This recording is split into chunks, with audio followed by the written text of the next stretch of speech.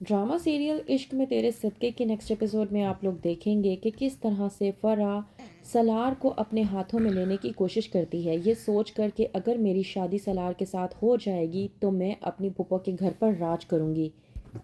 फ़राह ये भी बहुत अच्छे तरीके से जानती है कि सलार उन लोगों को पसंद नहीं करता, बस उसे इस बात का डर लगा हुआ है कि कहीं उसकी फूफो सलार के लिए नूर का रिश्ता ना मांग लें, और अगर ऐसा हो गया तो सलार उसके हाथों से निकल जाएगा और वो ऐसा हरगिज़ नहीं होने देना चाहती। जब आता है सलार महविश की मेहंदी पर तो वहीं पर फ़राह सलार को रोक लेती है। इस बात पर सलार फ़राह से कहने की कोशिश करता है कि तुम जानती हो कि मैं यहाँ पर क्यों नहीं आता, और तुम इस बात की शिकायत कर रही थी ना कि मैं आखिरकार इतने दिनों के बाद यहाँ पर क्यों आया हूँ। तो मैं तुम्हें एक बात बता दूँ कि मैं मिडिल क्लास लोगों से नफ़रत करता हूँ। नफ़रत है मुझे तुम जैसे लोगों से।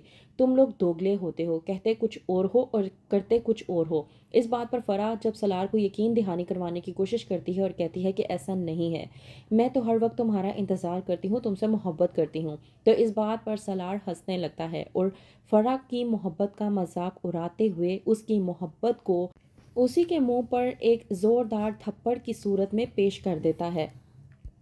नूर जो कि छुप के ये सब कुछ देख रही होती है, फ़राह को जब मालूम होता है कि नूर छुप कर उसका तमाशा देख रही थी तो ये बात भी फ़राह से बर्दाश्त नहीं होती।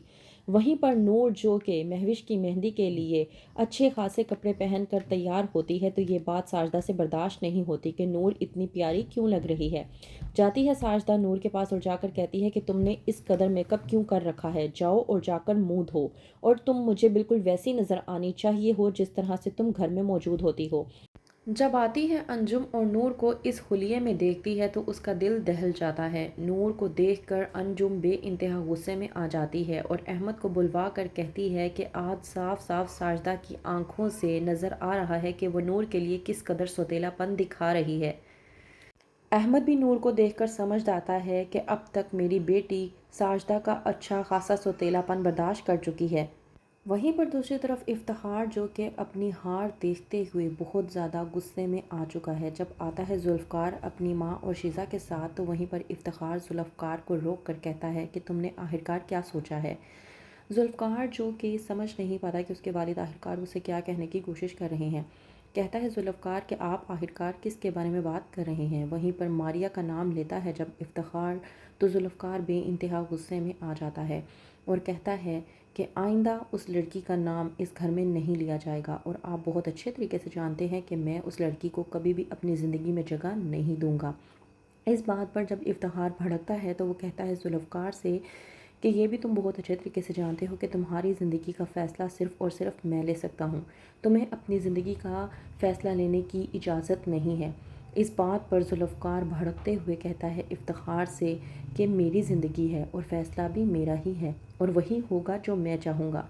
मेरी ज़िंदगी में हूर की जगह कोई और नहीं ले सकता। इफ्तिखार समझ नहीं पाता कि हूर को मरवा देने से भी आखिरकार कुछ भी हासिल वसूल नहीं हो पा रहा। वहीं पर दूसरी तरफ अहमद जो कि अंजुम के हवाले से सोच रहा होता है नूर के मुतल्लिक के आती है नूर और अपने वालिद से मुलाकात करती है। कहता है अहमद कि मैं बहुत ज़्यादा परेशान हूँ। तुम्हारी वालदा जब तुम छोटी सी थी तब तुम्हें छोड़कर चली गई। बहुत नाइंसाफ़ी की है तुम्हारी माँ ने तुम्हारे साथ।